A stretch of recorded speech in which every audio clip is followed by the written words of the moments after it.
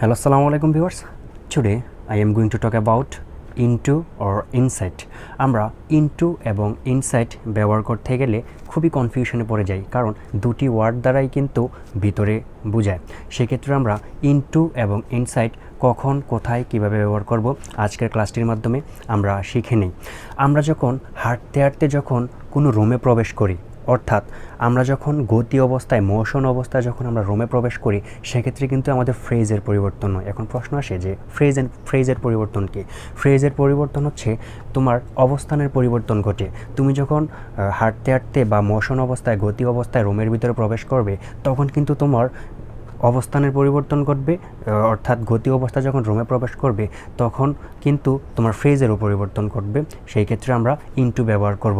যেমন you came into the gym, অর্থাৎ তুমি জিমে বা যে রুমে জিম থাকে, অর্থাৎ তুমি জিমে প্রবেশ করেছো, সেই ক্ষেত্রে কিন্তু আমরা ইনটু ব্যবহার করব। আবার example, put some water into the বোতল। Put some water into the বোতল, অর্থাৎ বোতলে কিছু পানি রাখো। হ্যাঁ, এখন বোতলে যখন আমরা পানি রাখবো তখন কিন্তু পানিটা গতি অবস্থায় কিন্তু বোতলে রাখা হয়, অর্থাৎ এখানে মোশন কাজ করে ফ্রেজের পরিবর্তন ঘটে, অর্থাৎ অবস্থানের পরিবর্তন ঘটে। সেক্ষেত্রে আমরা সেখানে ইনটু ব্যবহার করতে পারি। আবার motor cycle into the ground, অর্থাৎ মোটর সাইকেলটি মাঠের ভিতরে প্রবেশ করেছে। হ্যাঁ, মোটরসাইকেল ইনটু দ্য গ্রাউন্ড, মোটরসাইকেলটি গতি অবস্থায়, মোশন অবস্থায় ফ্রেজ পরিবর্তন ঘটে, অবস্থানের পরিবর্তন ঘটিয়ে কিন্তু সে মাঠে প্রবেশ করেছে। সেই ক্ষেত্রে কিন্তু আমরা এই ইনটু ব্যবহার করব। এবার আসি ইনসাইড।